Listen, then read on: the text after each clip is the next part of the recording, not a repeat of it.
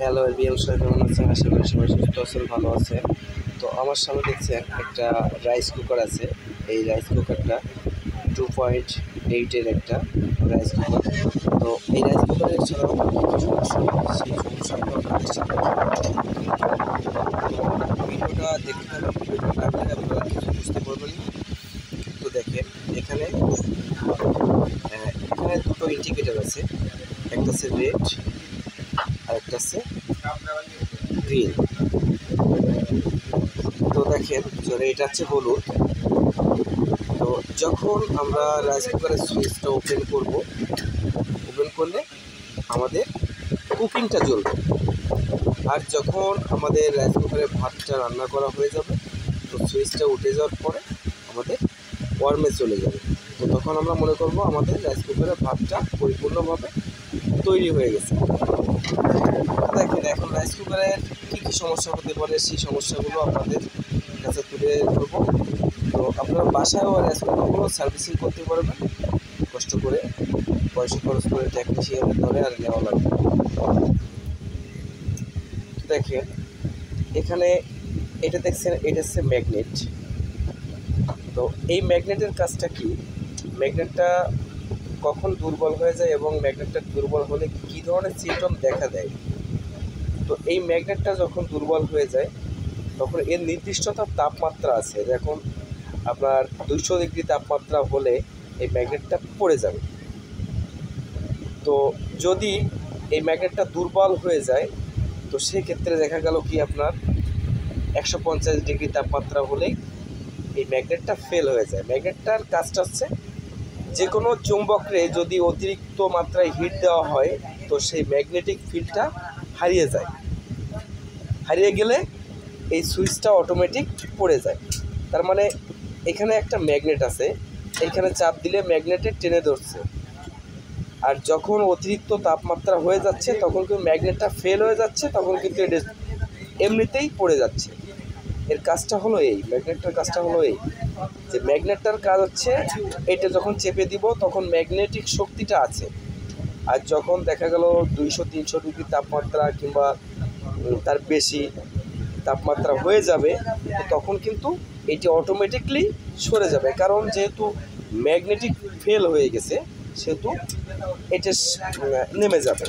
কারণ তখন আমাদের ভাতটাও হয়ে যাবে। কারণ যখন চাউলের ভিতরে পানি থাকবে না তখন কিন্তু এতে অতিরিক্ত হিট হবে কয়েলটা, তখন এর পরিপূর্ণ ম্যাগনেটিক ফিল্ডটা হারিয়ে যাবে। আর যখন জল থাকে তখন কিন্তু ফিল্ডটা হারায় না।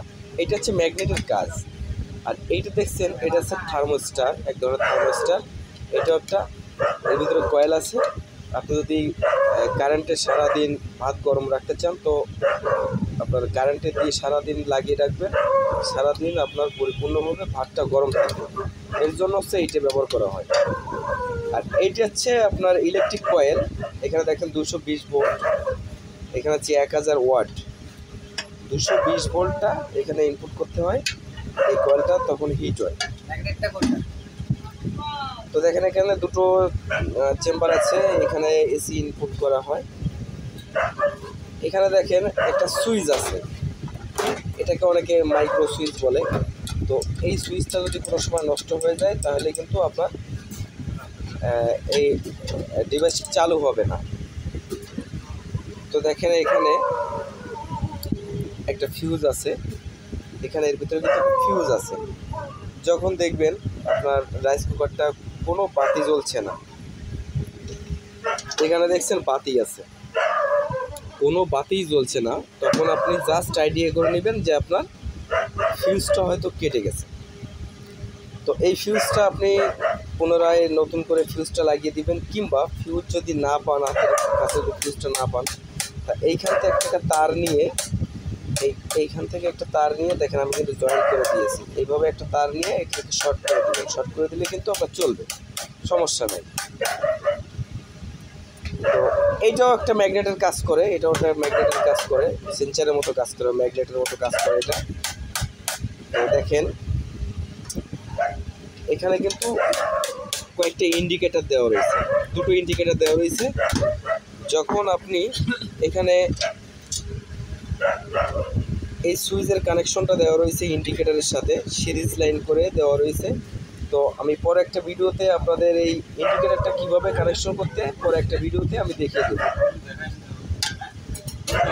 তো দেখেন এই যে এর ভিতরে যে ওয়্যারগুলো আছে, এই ওয়্যারগুলো অবশ্যই ভালো মানের দেওয়ার চেষ্টা করবেন। যদি কখনো পুড়ে যায়, ভালো মানের দিলে কিন্তু আপনার জিনিসটা লংজিভিটি হবে। তো আরেকটা বিষয় দেখেন, এখানে একটা সকেট আছে, এই সকেটটা যদি কখনো পুড়ে যায় সেক্ষেত্রে কিন্তু আপনার রাইস কুকারের লাইন থাকবে না, লাইনটা আউট হয়ে যেতে পারে। তারপরে আপনার যে সকেটটা আছে রাইস কুকারে, এখানে যে জ্যাকটা দিবেন আপনি, এই জ্যাকটা অবশ্যই সুন্দরভাবে সিরিজ লাইন দিয়ে চেক করে নেবেন। আপনার যে এসি জ্যাকটা ঠিক আছে কিনা ওটাও পরীক্ষা করে নেবেন। আর আমি যেভাবে বলছি এইভাবে আপনারা কাজ করবেন, তাহলে সুন্দর ফলাফল পাবেন। আর বন্ধুরা, ভিডিওটা এই পর্যন্ত। যদি আমার ভিডিওটা ভালো লাগে তো আমার চ্যানেলটা সাবস্ক্রাইব করবেন আর কমেন্টে জানাবেন। তো বন্ধুরা, সবাই ভালো থাকেন, সুস্থ থাকেন, সবার জন্য শুভকামনা রইল।